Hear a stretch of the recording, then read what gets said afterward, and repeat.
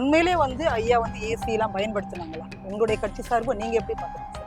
அது உண்மையா இல்லையா சார்? இல்ல நான் என்ன சொல்றேன்னா, அதாவது ஒரு மனிதர் வந்து இந்த சமுதாயத்துக்கு என்ன பண்ணியிருக்காங்கன்றதுக்காக பண்றோம். அதை பார்த்து எண்ணி பார்க்கணும். சரி, இப்போ ஏசியை கூட யூஸ் பண்ணதா கூட இருக்கட்டுமே. ஏன் அதில் என்ன தப்புன்னா இருக்கு? ஏசி என்ன அது ஒன்றும் கொலை குற்றமா அது? இன்னமும் வந்து காங்கிரஸ் வந்து டிஎம்கேவோட கூட்டணி இருக்கிறாங்கன்னா அவ்வளவுதான் காங்கிரஸோட பலமா? மாற்றம் தான் உங்களுக்கு ஒண்ணு என்றுமே மாறாதுன்னு சொல்லுவாங்க. ஸோ மாறுதலுக்கு உட்பட்டது தான். சிஎம் கேட்டிருக்காரு, இதை வந்து யாரும் வந்து பெருசா வந்து இது பண்ண வேணாம், இது கூட்டணிக்குள்ள ஒரு சலசலப்பு ஏற்படுத்துவதாக பண்ண விஷயங்கள். அது எப்படி சார் கூட்டணிக்குள்ள ஒரு சலசலப்பு? நீங்க அசால்ட்டா இதை வந்து கடந்து போக முடியல. இல்ல நான் ஜெயலலிதாவுடைய ஆட்சியில் அவங்க என்ன சொல்லுவாங்கன்னா, அங்க இருக்கக்கூடிய மந்திரிகள் காலையில எழுந்து பேப்பரை பார்த்தா தெரியும் நாங்க பதவியில இருக்கிறோமா இல்லையான்றது தெரியும். ஏடிஎம்கே பொறுத்தவரை அந்த அம்மா ஆளுமை திறன்னு, ஆனா அந்த இருக்கிற அதெல்லாம் மங்குடி மந்திரிகள், அதுக்கெல்லாம் சரிமான்னு புரிஞ்சு அந்த இடுப்பு எலும்பே வந்து பெட்டை கொண்டாட்டிங்களாம் கேட்பாங்களாம். மந்திரிகளோட இருக்கிற ஏடிஎம்கே மந்திரிகளோட வீட்டில் என்ன அப்படின்னா சாஞ்சா மாதிரியே நிற்கிறேன். இல்லை அது மாதிரி குனிஞ்சு பழகி போச்சு.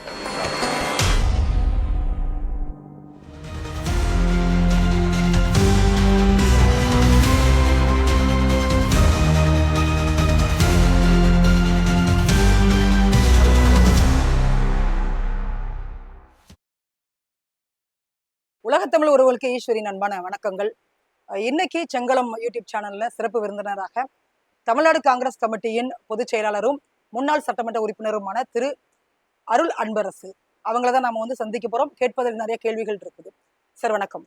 வணக்கம் சார், எப்படி இருக்கீங்க? நல்லா இருக்கு, ரொம்ப சந்தோஷமா இருக்கு சார். உங்களை சந்திச்சதுல ரொம்ப மகிழ்ச்சி. நீங்க நேரம் கொடுத்ததுக்கு ரொம்ப நன்றி சார். ரொம்ப நன்றி. எனக்கு வாய்ப்பு செங்களத்துல வருவதற்கு நீங்க எனக்கு வாய்ப்பு கொடுத்தீங்கன்னு சொல்லலாம் சார். சமீபத்துல எம்பி திருச்சி சிவா அவங்க பேசின பேச்சு ஐயா காமராஜர் பற்றி அவங்க பேசியது ஸோ மிகப்பெரிய சர்ச்சையை ஏற்படுத்திய விதத்தை நீங்க பார்த்திருப்பீங்க சார். ஸோ உங்களுடைய பார்வை.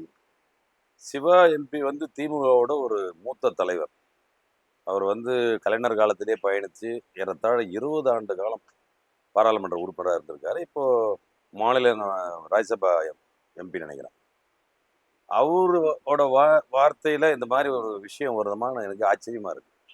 ஏன்னா ஒரு சீனியர் லீடர் காமராஜரை பத்தி தெரிஞ்சவர், அப்பனா வேணுமென்றே காங்கிரஸை சீண்டுவதற்காக அது பேசின பேச்சாக இருக்கின்றது. ஏன்னா எங்களை பொறுத்தவரைக்கும், காங்கிரஸ் கட்சியை பொறுத்தவரைக்கும் காமராஜர் என்பது ஒரு மிகப்பெரிய உலக அளவில் ஒரு தலைவர். அன்னை இந்திரா காந்தியால் போற்றப்பட்டவர். உலக அளவிலே வந்து அவர் அமெரிக்காவிலே வந்து அவர் பாராட்டி இன்னைக்கு ஒரு தலைவர் உண்டு என்று சொன்னால் அது காமராஜர் தான். ஒரு அப்பழுக்கற்ற ஒரு அரசியல்வாதி. அதே போல தன்னலமற்ற ஏழை பங்காளனாக வளர்ந்தவர். 9 ஆண்டு காலம் ஒரு அருமையான அற்புதமான ஆட்சியை தந்தவர். ஊழலற்ற நிர்வாகத்தை கொடுத்தவர். அப்படிப்பட்டவர் பார்த்து அவர் ஏசி இல்லாமல் அவர் இருக்க மாட்டார், அவர் உடல் அலர்ஜி இருக்கு, அதனால தான் நாங்கள் ஃபுல்லாக தமிழ்நாடு ஃபுல்லாக கலைஞர் வந்து டிவியிலலாம் டிராவலர்ஸ் பங்களோ, இன்னும் வந்து ஹைவேஸ் பங்களோ, இந்த மாதிரிலாம் கவர்மெண்ட் ஏரியாவில் இருக்கிற அந்த எல்லா டிவிலையும் ஏசி போட்டார் கலைஞர். இது யார் சொன்னதா இவர் சொல்றாருன்னா, கலைஞர் வந்து இவர்கிட்ட சொன்னாராம். யாருக்கிட்ட? திருச்சி சிவா எம்பி கிட்ட இந்த மாதிரி வந்து இவருக்காக தான் நான் ஏசி போட்டேன்னு சொன்னதா சொல்றாரு. அப்ப இதுல யார் பொய் சொல்றாங்க? ஒண்ணு கலைஞர் பொய் சொல்லியிருக்காரா, இல்ல இவர் பொய் சொல்லியிருக்காரான்றது தெரியல. ஒண்ணு. அடுத்தது, இன்னைக்கு வந்து யார் கட்சி ஆரம்பிச்சாலும், இன்னைக்கு வந்து தமிழ்நாட்டுல யார் கட்சி ஆரம்பிச்சாலும் காமராஜர் ஆட்சி அமைப்போம் தான் சொல்லுவாங்க. யாரா இருந்தாலும், அது விஜயா இருக்கட்டும், இல்லை வேற யாராவது, இப்போ சரத்குமார் போன்றவர்கள், இன்னும் எத்தனை பேர் வந்தாலும் சரி, பெரும்பாலும் முதல்ல அவங்க சொல்ற ஒரு வார்த்தை என்று சொன்னால் நாங்கள் காமராஜர் ஆட்சி அமைப்போம். ஏன் அப்படி சொல்றாங்க? அப்போ அவர் அந்த மாதிரி ஒரு ஆட்சி 9 கல்லணை மேல கட்டியிருக்காங்க. இன்னைக்கு வரல ஒரு அணை கூட ஒரு சின்ன ஸ்கிராச் இல்லை, டேமேஜ் இல்லை. குஜராத் மாடல் சொல்ற இந்த மோடி அரசாங்கம் ரீசெண்டா இப்ப என்னாச்சு குஜராத்ல? அவ்வளோ பெரிய பாலம், ஏறத்தாழ 4000 கோடி நினைக்கிறேன், 450 கோடி போட்டு கட்டப்பட்ட பாலம் இடிந்து விழுந்து ஏறத்தாழ 40 பேருக்கு மேல அப்பாவி மக்கள் வந்து அது பலியானார்கள். அப்படியாப்பட்ட பாலத்தை தான் இந்த பிஜேபி அரசு கட்டுது. ஆனால் காமராஜர் கட்டின அணைகள்லாம் எவ்வளோ ஆண்டுகால நீ தலை நிமிர்ந்து நிற்குது. ஸோ அதுவே ஒரு சாட்சி அவரோட ஆட்சிக்கு. இன்னும் சொல்ல போனா பெரியார் ஒரு மரணப்படுக்கையில் இருக்கார். அவர் வந்து கடைசி காலத்துல மரணப்படுக்கையில் இருக்கும்போது அப்ப வந்து அங்க இருக்கிற மக்கள்லாம் வந்து அவர் காலை கட்டி பிடித்து கொண்டு அழுகிறார்கள். ஏமா என் காலை கட்டி பிடிச்சி அழுகிறீங்க? என்னங்க நீங்க மாதிரி எங்களெல்லாம் விட்டு போறீங்களே, நீங்க தமிழ்நாட்டுல நீங்க இல்லைன்னா யார் இந்த தமிழ்நாட்டை காப்பாற்ற முடியும்? அப்ப பெரியார் சொல்றார், என் காலை போய் நீங்க கட்டி பிடிச்சி அழறீங்களே, நீங்க போய் காமராஜர் காலை போய் பிடிங்க. அவருதான் உண்மையான இந்த ஆட்சி அதிகாரத்தை தமிழ்நாட்டு மக்களுக்கு நன்மை செய்யக்கூடியவர். 9 ஆண்டு காலம் தான் அவர் ஆட்சி புரிஞ்சார். ஆனால் 100 ஆண்டு கால வளர்ச்சிகளை கொடுத்தார். அந்த அளவுக்கு தொலைநோக்கு பார்வை. இன்னைக்கு வந்து மத்திய அரசோட அந்த பெல் நிர்வாகம், நிலக்கரி சுரங்கம், இதெல்லாம் யார் கொண்டு வந்தது? இன்னைக்கு வந்து அது பேசுதே, அது வரலாறு தானே பேசும். அந்த மாதிரி வந்து அப்படிப்பட்டவர் திருமணம் செய்து கொண்டால் எங்கே தன்னுடைய மக்கள் பணி செய்ய முடியாதுன்றதுக்காக செஞ்சுக்கல. அடுத்தது 10 ஆண்டு காலம் தன்னுடைய இளமை காலத்தை சிறையில் கழிச்சவர். அப்படி இருக்கும்போது நம்ம அடிக்கடி நம்ம சிறைக்கு போயிட்டு வந்துருக்குமே, நாளைக்கு நமக்கு ஒரு திருமணம் ஆச்சுன்னா அன்னைக்கு அந்த ஒரு பொண்ணோட வாழ்க்கையை நம்ம கெடுத்தா மாதிரி ஆயிடுமே, தப்பாயிருமே, பசங்களோட வாழ்க்கையை நம்ம சரியா மேம்படுத்த முடியாது. அதுக்காகவே மக்களுக்காக இன்னைக்கு வந்து தமிழ்நாட்டில் மதிய உணவு திட்டத்தை முதல்ல கொண்டு வந்தது யாரு? காமராஜர் தான் கொண்டு வராரு. அதுக்கப்புறம் தான் இவரு டாக்டர் எம்ஜிஆர். அதுக்கப்புறம் உணவுடன் கூடிய சத்துணவு, அப்போ ஒரு முட்டையை ஒன்று வைக்கிறார். ஆனால் மெயின் டிஷ் வந்து சாப்பாடு கொண்டது காமராஜர். ஏன்னா படிக்காத பிள்ளைகள், வறுமை கோட்டு கீழே வாங்குறவங்க, ஆடு மேய்க்கிறாங்க, மாடு மேய்க்க போயிடுறாங்க, படிக்க வர மாட்டாங்க. அப்போ அவங்க கேட்குறாரு, ஏன்பா இந்த மாதிரி போய் நீ ஆடு மேய்ச்சிட்டு இருக்கேன், மாடு மேய்ச்சிட்டு இருக்கேன், படிக்க வேண்டிய வயசுல. அப்போ அந்த பையன் சொல்கிறான், நான் வந்து பள்ளிக்கூடம் போனால் எனக்கு சோறு யார் தர்றது? அப்போ நான் சோறு கொடுத்தா நீ வருவியா பள்ளிக்கு? நான் தாராளமாக வரேங்க ஐயா. அப்போதான் அந்த தொலைநோக்கு பார்வையோட அந்த மதிய உணவு திட்டத்தை கொண்டு வந்தார் காமராஜர். அப்படிப்பட்டவரை, இப்படிப்பட்ட ஒரு சீனியர் லீடர், அவரை பற்றி உங்களுக்கே தெரியும். அவர் ஏர்போர்ட்ல சசிகலா புஷ்பா கிட்ட என்ன பாடுபட்டாரு. இதெல்லாம் நம்ம சொல்ல போனோம்னா அது அசிங்கமா போயிடும். தனிப்பட்ட அதுதான், அதுக்காக தான் இதெல்லாம் நம்ம முடித்த அளவு அதெல்லாம் அவாய்ட் பண்றோம். அப்படிப்பட்டவர் எதுக்கு காமராஜரை நம்ம சீண்டணும்? வரலாறு தெரியலையா அவருக்கு? வேற யாராவது பேசினா கூட சரி, யாருக்கும் வரலாறு தெரியலன்னா, ஒரு சீனியர் லீடருக்கு அவரை பத்தி வரலாறு தெரியாம இருக்கும். இவ்வளவு பெரிய சர்ச்சைக்கு பிறகு அதே திருச்சி சிவா வந்து அவருடைய எக்ஸ் தளத்துல பதிவு பண்றாரு, மன்னிப்புன்ற வார்த்தையும் அதுல வந்து வைக்கவே இல்லை, தெரியாம நான் சொல்லிட்டேன்ற மாதிரியும் அவர் சொல்லவே இல்லை. எனக்கு பெரும் மதிப்பு இருக்குது, காமராஜர் ஐயா மீது எனக்கு மதிப்பு இருக்குது. அதே நேரத்துல அவருடைய பிறந்த நாளை வந்து கல்வி வளர்ச்சி நாளாக வந்து கலைஞர் கொண்டு வந்தார். கலைஞர் என்னென்ன செய்தார் காமராஜர் ஐயாக்காக, இதெல்லாம் வந்து பதிவிட்டு இதை நீங்க கடந்து போயிடணும், இதை நீங்க அரசியலாக்காதீங்க அப்படின்றதையும் அவர் வந்து பதிவு செய்தார். சொல்லுதுல நாங்க நேற்று கூட சாலை மறியல் பண்ணோம் இங்க குமணஞ்சாவடி ஜங்ஷன்ல. அது பொதுமக்களுக்கு வந்து அதுவும் அவங்களுக்கு எதுவும் சிரமம் ஏற்படாத வரையில, ஏன்னா வந்து மக்கள்கிட்ட அந்த மெசேஜ் கொண்டு போனோம். இன்றைய இளைஞர்களுக்கு, இன்றைய ஜென்ரேஷன், இந்த 20K கிட்ஸ்ன்றாங்க இல்லையா, இவங்களுக்கெல்லாம் காமராஜர் பற்றி தெரியாது.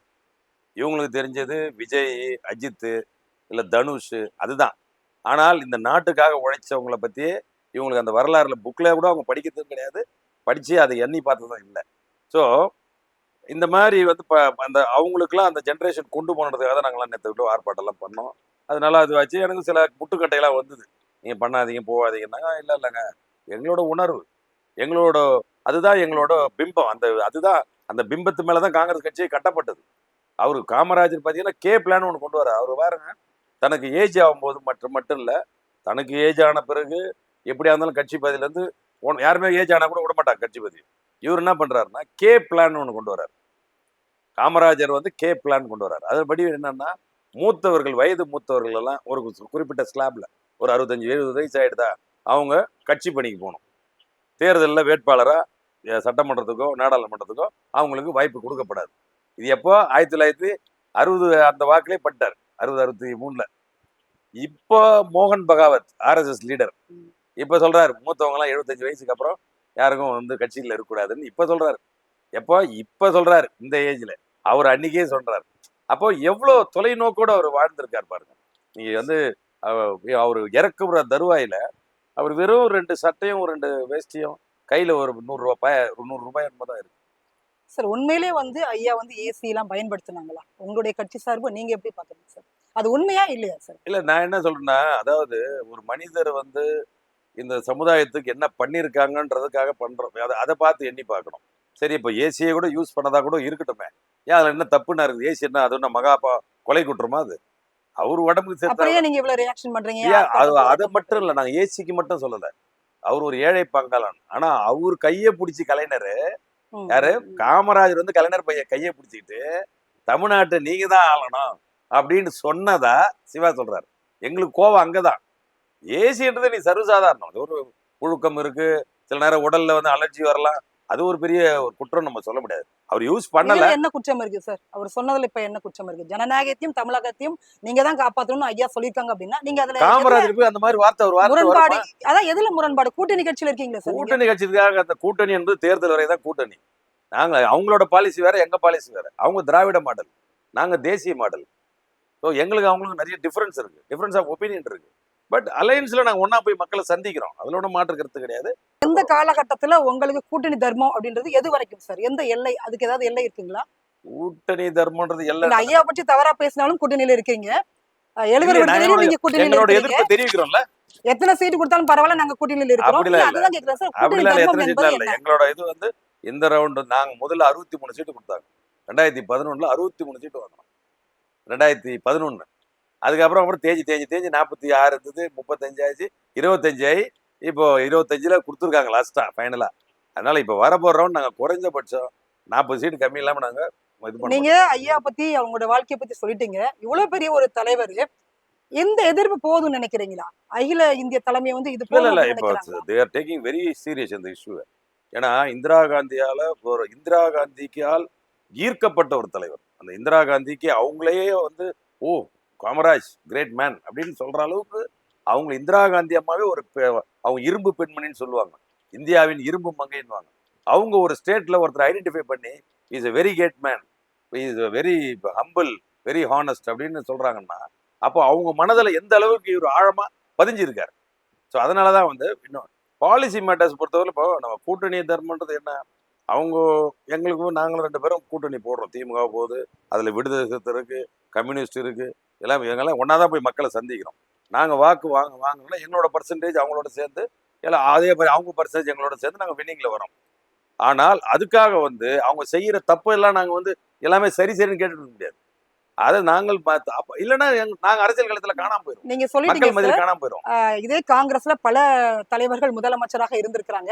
அவங்களெல்லாம் வந்து சொல்லாமல் குறிப்பாக பெருந்தலைவர் காமராஜருடைய ஆட்சியை நாங்க கொண்டு வரோம்னு சொல்றாங்க. உங்களுக்கு மிகப்பெரிய ஒரு ஐக்கானாக இருக்கக்கூடிய பெருந்தலைவர் காமராஜர் ஐயா, அவர் மேல இந்த மாதிரியான ஒரு அவதூறை வந்து சொல்லும் பொழுது ம். என்ன பொறுத்த வரைக்கும் இல்ல இந்த மக்களுடைய பார்வை என்னவாகுதுன்னா, இந்த எதிர்ப்பு போதுமா? குறைந்தபட்சம் கூட்டணியை விட்டு நீங்க வெளியில வர வேண்டாமா? இல்ல இதற்கு அதுதானே அதாவது சரியான ஒரு பதிலடியாக இருக்க முடியும். அது ஓகே. பட் இன்னொன்று என்னன்னா, ஸ்டேட்ல இப்போ நாங்கள் ஒரு ஆல் இண்டியா பார்ட்டி. ஸோ எல்லா டிசிஷனும் நாங்களே எடுக்க முடியாது.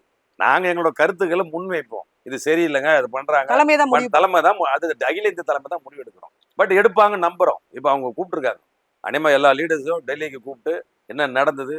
ஏன்னா ஒரு உதாரணம் சொல்றேன். இன்னைக்கு முதலமைச்சருடைய துணைவியார் துர்கா ஸ்டாலின் அவர்கள் இன்னைக்கு ஒரு புக் வெளியீட்டு விழா பண்றாங்க. அதுக்கு அம்மையார் சோனியா காந்தியும் பிரியங்கா காந்தியும் கூப்பிட்டுருக்காங்க. ஆனால் அவங்க என்ன காரணம்னு தெரியல, வரல ப்ரோக்ராமுக்கு.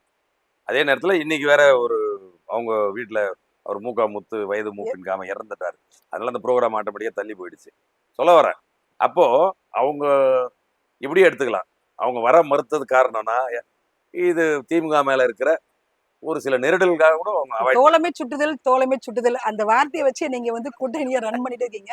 முன்னாள் முதல்வர் கருணாநிதி ஐயா வந்து சொல்லுவாங்க, கூட்டணி என்பது வந்து தோல்ல போடக்கூடிய துண்டு, துண்டு கொள்கை என்பது வந்து நாங்க கட்டிருக்கக்கூடிய வேட்டி, வேஷ்டி எப்பனாலும் துண்டை எடுத்து வீசுறதுக்கு எடுத்து நாங்க வீசிடுவோம். தயாராக இருக்கிறோம் அப்படின்னு சொல்லி சொன்னாங்க.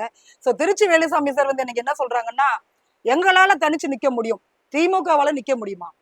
ஒரு 2014 எடுத்துக்கணும். நாங்க தனியா நின்னோம், காங்கிரஸ் தனியா நின்னுது பாராளுமன்றம், திமுக தனியா நின்னுது, அதிமுக தனியா நின்னுது. அதுல ஜெயிச்சது யாரு? ஏறத்தாழ 38 சீட் அடிச்சாங்க. கம்ப்ளீட் ஒரு சீட் கூட ஏடிஎம்கே மொத்தம் ஃபுல்லா திமுக டோட்டல் வாஷ் அவுட். அப்ப இதுல இருந்து என்ன தெரிய வருது? காங்கிரஸ் சேரும்போது தான் சிறுபான்மையினரின் வாக்குகள் அங்க சேருது. முஸ்லீம், கிறிஸ்துவர்கள், பட்டியலின மக்கள், இந்த மாதிரி எல்லாரோட வாக்கு வங்கியும் காங்கிரஸ் கிட்ட இருக்கு.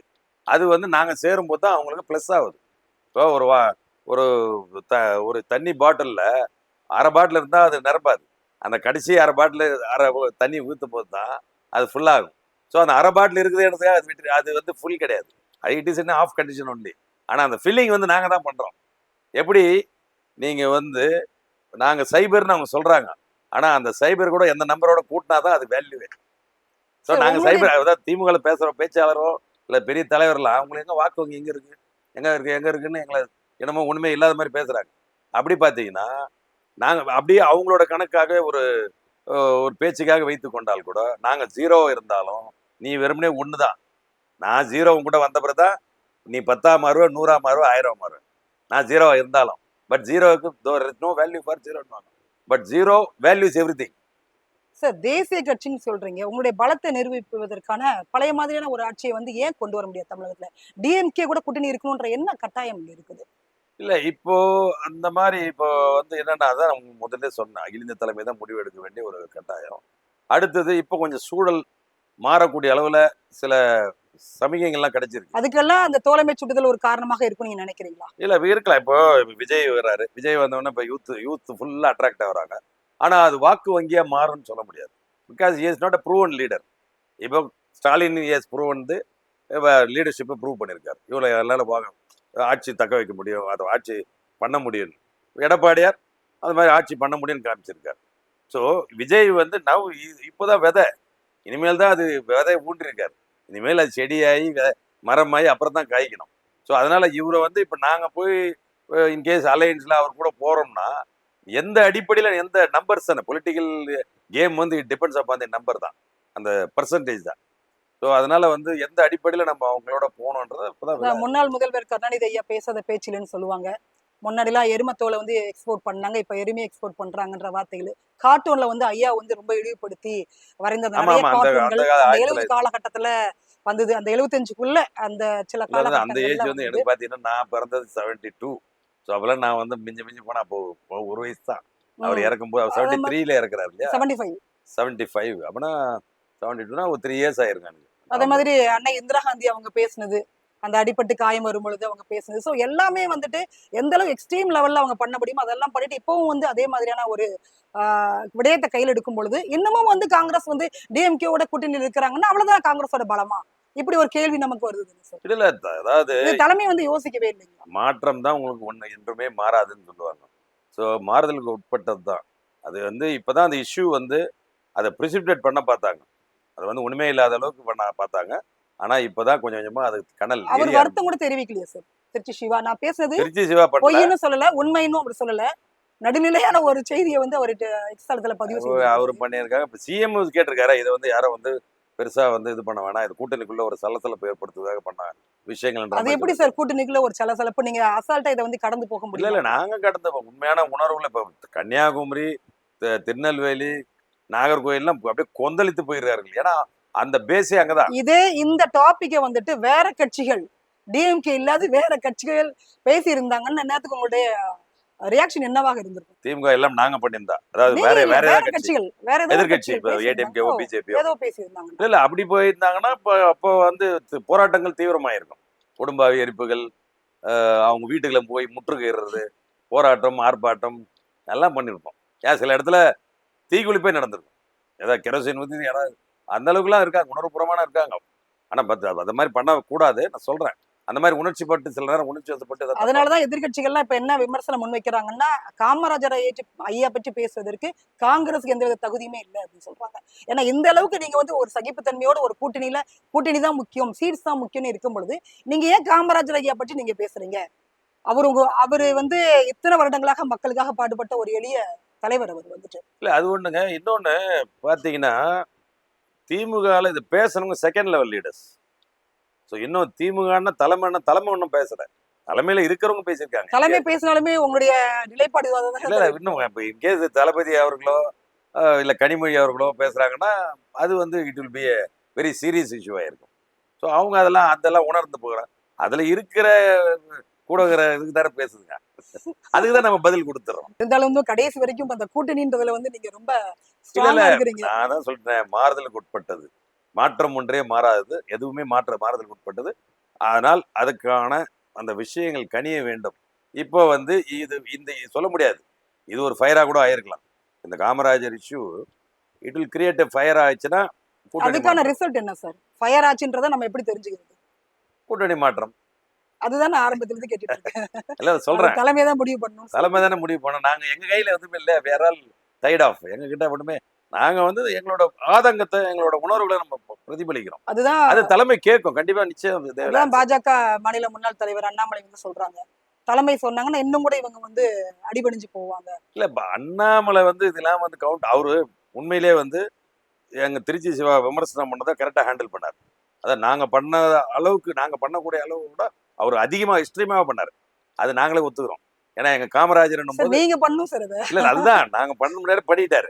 பட் அதே நேரத்துல அவரும் அகில இந்திய தலைமையில் தான் இருக்காரு. அதாவது அந்த கட்சிக்குள்ள தானே இருக்காரு. இன்னைக்கு பாத்தீங்கன்னா அவரை மாத்தணும்னு சொல்லி எடப்பாடியார் அழுத்தம் கொடுத்தது காரணமா தானே அவரை மாத்தி நயினார் நாகேந்திரனை போடுறாங்க. அப்போ இவர் வந்து அதை ஒட்டிட்டு எப்படியாவது அதை தள்ளணும்னு பார்த்தாரு, ஒத்துக்கலையே மேலிடம். ஸோ எல்லாமே மேலிடம் மேலிடம் மேலிடம் தானே. சரி, இப்ப இந்த ஏடிஎஸ்பி நீங்க பாத்துப்பீங்க சுந்தரேசன், ஆமா சுந்தரே. மயிலாடுதுறை. ம். தொடர்ச்சியாக காவல்துறையில நடக்கக்கூடிய அந்த கஸ்டடி எடுத்து பாலியல் பலாத்காரங்கள் நடக்குது. சோ கடத்தல் திருவள்ளூர்ல பாத்தீங்கன்னா ஏடிஜிபி ஜெயராமன் வந்து ஒரு குழந்தைய வந்து கடத்திட்டு போறாரு. இல்ல அந்த லவ் மேரேஜ். கடத்திட்டு போல. ஆமா, அதாவது அவரோட வாகனத்துல. ஆமா, அவங்க வாகனம் அரசு போயிருக்கு, வாகனத்துல அப்ப திருப்பி அதே கடத்திட்டு வாகனத்தை விட்டுறாங்க. அது ஆமா, தவறு தான். மயிலாடுதுறையில சுந்தரேசன் அவங்களுடைய வாகனத்தையும் வந்து பறிச்சிருக்கிறாங்க. மதுவிலக்கு துறையில இருக்கக்கூடிய ஒரு பர்சன் நேர்மையா செயல்பட்டார் என்பதற்காக வந்து அவர் நடக்க விட்டுக்கிறாங்க, அவர் பேட்டியை கொடுத்துட்டாரு. பேட்டியை கொடுத்திருக்கிறாரு. சோ இந்த மாதிரி தொடர்ச்சியாக வந்து இந்த துறை எதற்கு கீழே இருக்குன்னா அரசாங்கத்துக்கு கீழே தான் முதலமைச்சருடைய முதலமைச்சரோட உள்துறை நேரடி பார்வையில் இருக்கு. நேரடி பார்வையில இருக்குது. சோ இதை நீங்க எப்படி பாக்குறீங்க சார்? இல்ல துரதிருஷ்டவசமானது தான் இந்த மாதிரி லாக்அப் டெத்து. அதாவது போலீஸோட ஒரு, அதாவது ஒரு ரவுடி, ஒரு கொலைகாரன், அவனை ஹேண்டில் பண்றதுக்கும் ஒரு சாதாரண ஒரு குற்றம் சாட்டப்பட்ட சாதாரண ஏதோ ஒன்று குற்றமே ஒரு புட்டப் கேஸோ இல்லை மாதிரி வரணும். இவங்களையும் அவங்களுக்கும் ஒரு வேறுபாடு இருக்கணும். இப்போ ரவுடி பொறுக்கி இல்லை கொலையாளினா அவங்கள நீங்கள் அடிக்கிறாங்க, டார்ச்சர் பண்ண, அப்படிதான் அவங்ககிட்ட உண்மையை வாங்க முடியும். அது நம்ம ஜஸ்டிஃபை பண்ணல, பட் அது அப்படிதான் வாங்க முடியும். அவங்ககிட்ட போய் டேய் சொல்றா நீ தான் குத்தனையானா அவங்க இல்லைன்னு சொல்ல போறான். அவனை 2 போட்டால் தான் அவன் சொல்லுவான் கட்சியா. அதே அந்த பாணியிலேயே வந்து இவங்க நீங்க ஒரு சாதாரண குற்றத்துல ஈடுபடுறவங்களும் பண்ணக்கூடாது. இப்போ அஜித்குமார் கேஸ்ல வந்து ஏதோ 500 ரூபாய் ஏதோ வாங்கிட்டதா, அதாவது பணம் நகை கட்டதாகவும் திருட்டு போனதுதான் அது நகை திருடு போடாங்கன்னு சொல்ற மாதிரி சொல்றாங்க. அது கூட அந்த நிகிதாவோ அந்த மாதிரி ஒரு லேடி. ஸோ இது எல்லாமே வந்து ஒரு தவறான முன்னுதாரணம். இது வந்து தளபதி அவர்கள் உடனடியாக கண்காணிச்சு நேரடியாக ஆனால் பட் அன்னைக்கே வந்து டிஜிபி லெவல்ல வந்து உடனே ஆர்டர் போட்டு அந்த காவலர் படையை வந்து உடனே கலைச்சிட்டாங்களே. தனிப்படை தனிப்படை காவலர் தனிப்படை வந்த இது வந்து ஆயுதப்படியே கழிச்சிட்டாங்க தமிழ்நாடு ஃபுல்லாக இருக்கிறவங்க. இப்போ அவங்க வீட்டிலேருந்து போராடுறாங்க, எங்க புருஷனுக்கு வேலை இல்லை, யாரோ ஒருத்தன் பண்ண தப்புக்கு நாங்கள் ஏன் பலிகடாகணும், அவங்க ஒரு பக்கம். அதனால ஒரு சட்டம் ஒழுங்கு நாட்டில் வந்து சரியில்லாமல் போனால் அது வந்து அப்பாவி பொதுமக்கள் பாதிக்கப்படுவார்கள். கொலை குற்றங்கள், கற்பழிப்பு குற்றங்கள் அதிகப்படும். அதனால வந்து இன்னும் தீவிரமாக இரும்பு கரம் கொண்டு குற்றம் செய்தவர்களை அவர்கள் நடவடிக்கை எடுத்து உரிய நடவடிக்கை எடுக்கணும். இந்த நேரத்தில் நான் தெரிவிச்சுக்கிறேன். தமிழக முதலமைச்சர் கொஞ்ச நாளைக்கு முன்னாடி சொன்னாங்க, காலையில எழுந்து பேப்பர் படிக்கிறதுக்கே எனக்கு பயமா இருக்குது, என் கட்சிக்காரங்களே யார் யார் என்னென்ன பேசிக்காங்கன்னா என்னால வந்து அதை பார்க்க முடியுது அப்படின்னு சொன்னாங்க. ஜெயலலிதாவுடைய ஆட்சியில் அவங்க என்ன சொல்லுவாங்கன்னா, அங்க இருக்கக்கூடிய மந்திரிகள் காலையில எழுந்து பேப்பரை பார்த்தா தான் தெரியும் நாங்க பதவியில இருக்கிறோமா இல்லையான்றது தெரியும் அப்படிம்பாங்க. சோ இந்த 2 ஆட்சிக்குமான வித்தியாசம் நீங்க எப்படி பாக்குறீங்க சார்? இல்ல அதுதான், அது வந்து பாத்தீங்கன்னா ஒரு பப்பட் டோட்டலா. ஏடிஎம்கே பொறுத்தவரையில் அந்த அம்மா ஆளுமை திறன். ஆனா அந்த இருக்கிற அதெல்லாம் மங்குனி மந்திரிகள். அதுக்கெல்லாம் சரிம்மான்னு குனிஞ்சு அந்த இடுப்பு எலும்பே வந்து பெண்டாகி போச்சு. நிமிர்ந்தே நிற்க முடியல. அவங்க பொண்டாட்டிங்களாம் கேட்பாங்களாம் மந்திரிகளோட, இப்போ இருக்கிற ஏடிஎம்கே மந்திரிகளோட வீட்டில், என்ன அப்படின்னா சாஞ்சா மாதிரியே நிற்கிறேன். இல்லை அது மாதிரி குனிஞ்சு பழகி போச்சு அப்படின்றாங்க. இப்ப காங்கிரஸ் சொல்றாங்க அந்த மாதிரி. காங்கிரஸ்ல நாங்க எங்க குடிக்கிறோம், யார்கிட்ட போய் குடிக்கிறோம்? இவ்வளவு விஷயங்கள் நடந்த பிறகு நம்ம அங்கே தானே சார் இருக்கிறோம். அதுதானே அப்ப வந்து வளைஞ்சு கொடுத்து போறோம் தானே அர்த்தம். இல்ல இது வந்து நாணல். நாங்க வந்து நாணலா வந்து ஒரு சில நேரங்கள்ல, ஆனா வந்து இப்ப வேலை இப்ப வந்து இப்பதான் நான் சொன்னேன், ஃப்ளேம் இப்பதான் ஆரம்பிச்சிருக்கு. அது வந்து எந்த அளவுக்கு அது எரிய போகுதுன்றது போகதான் தெரியும். காவல்துறை கட்டுப்பாட்டுல வச்சிருக்கணும். தளபதியை பொறுத்தவரையிலும் அவர் வந்து என்னன்னா சில விஷயங்கள் அவரோட கவனத்துக்கே போறதில்லை. எங்களுக்கு வந்த நியூஸ் பொறுத்தவரையிலும் நிறைய மறைக்கப்படுகின்றது. ஒரு முதலமைச்சருக்கு நிறைய அந்த மாதிரி விஷயங்கள் தெரியாம போனா அப்ப தன்னோட ஆட்சியில என்ன நடக்குதுன்னு அவர் எப்படி ஒரு ஐஏஎஸ் வந்து ரிப்போர்ட் ஒழுங்கா கொடுக்கணும்? எதுக்கு அத்தனை விங்ஸ் இருக்கு போலீஸ்ல. போலீஸை தவிர நார்மலா போலீஸை தவிர ஐஏஎஸ் இருக்கு, சிபிசிஐடி இருக்கு, சிஐடி இருக்கு, எத்தனை விங் இருக்கு. அவங்க மூலியமா அவங்க கவனத்துக்கு உடனடியாக நேரடி பார்வையில் போகணும். அது வந்து நடவடிக்கை எடுப்பார் நினைக்கிறேன். இப்போ சில விஷயங்கள்லாம் அசம்பாவிதங்கள் நடந்த பிறகு இன்னும் அரசு கொஞ்சம் கூர்ந்து நடவடிக்கை எடுக்கும்னு நாங்க நம்புறோம். ஓகே ஓகே, ரொம்ப நன்றி சார். நீங்க இருக்கக்கூடிய அந்த பிஸியான ஷெட்யூல நமக்கு நேரம் ஒதுக்கி ரொம்ப அழகான பதிலெல்லாம் கொடுத்தீங்க. ஸோ ரொம்ப நன்றி சார். ஓகே, நன்றி. அனைத்து நேயர்களுக்கும் என்னோட பணிவான நன்றிகளை தெரிவித்துக்கிறேன். மீண்டும் ஒரு நேர்காணலில் சந்திக்கும் வரை உங்களிடமிருந்து விடைபெறுவது உங்கள் கேவி ஈஸ்வரி. நன்றி, வணக்கம்.